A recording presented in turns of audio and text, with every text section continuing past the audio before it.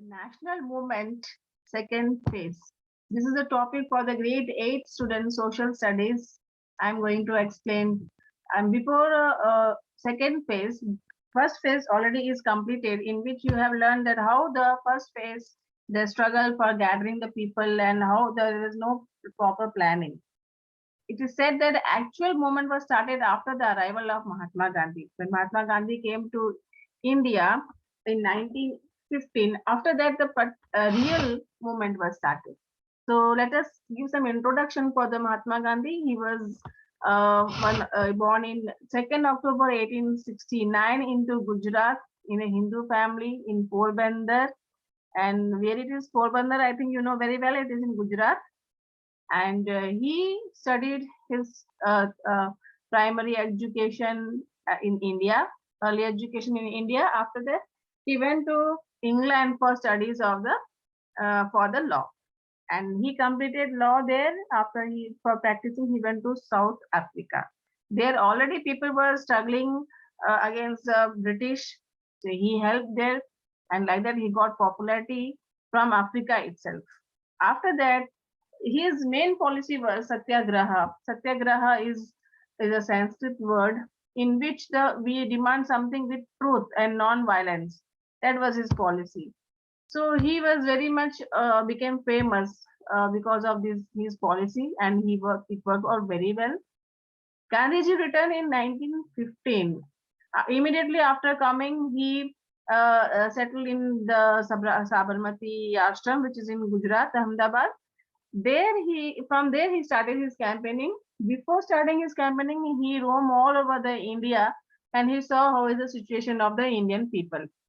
While roaming towards all over the country, he come to know that the farmers and the mill workers in different places, they are struggling. So first in 1917, he was involved in the Champaran in Bihar. There he solved the problem of the indigo plantation workers, and for the price what their demand was, he solved that problem. Then in 1918 in Ahmedabad, the mill worker was facing problem. Their problem also he solved. Same time, the farmers of the Kaira village of Gujarat was also facing, and he solved these all problems. And that was the reason the people started believing that now we have got a leader who is going to take us in very good position, and we will be getting independence soon. And Mahatma Gandhi's a special thing is there that when he was in the foreign country and he did not arrive, in that time only the educated people was fighting for the freedom. But when Mahatma Gandhi came, he mobilized all the people of backward class, women and everyone. Like that mass movement was started. So he was under his leadership, mass movement was started. So he used to do peaceful demonstration along with the people boycotting the court, educational institution, and peaceful demand for the changing of law and non-payment of taxes. These all. Next, the Montero Chelmsford, he was one of the leader. He came to India and he gave a lot of reformation in country. And his main feature was there that after he arrived, he changed a lot of law in India. In that, the Central Legislative Council was made bicameral, in which bicameral means the people will have two kind of government simultaneously, and power was demanding among two chambers, in which one the Indian ministers was there, other the under the British. So all the powerful thing, the power of the financial and trade and business, they took under their hand, and all the welfare activities, health care and all, they gave to Indian ministry. So people was not happy with this. So when the people started protesting, they made a new one more act, that is Rolex Act. And Rolex Act was introduced in March 1919. It was another humiliation among the people, and that was declared as a humiliation day, 6 April 1990. Against the Rolex Act was declared, and there was a lot of mass protest in all over the India.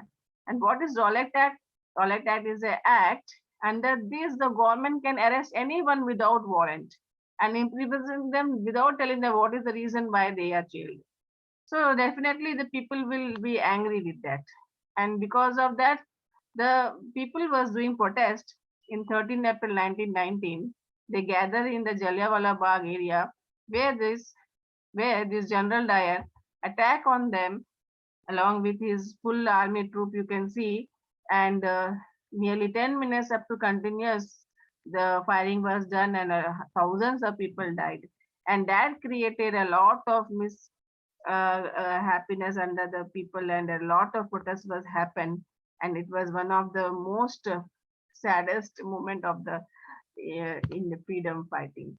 And General Dyer was responsible for that, but he did not uh, at all apologize for that. Instead of apologizing, he said that he have done this for punishing the people, those who were not following the law. In this way, the first phase was started, and people were struggling a lot. They were facing a lot of problem, and one after one movement was happening, and people was joining more and more. And this content was becoming more and more, which causes more aggressively fighting for the freedom. Like we will see next what was the more movements happen for the freedom struggle. See you children. In next class I will be meeting you. Hope you like it. If you like it, please subscribe it so that you can see the other courses also. Thank you children. Bye bye.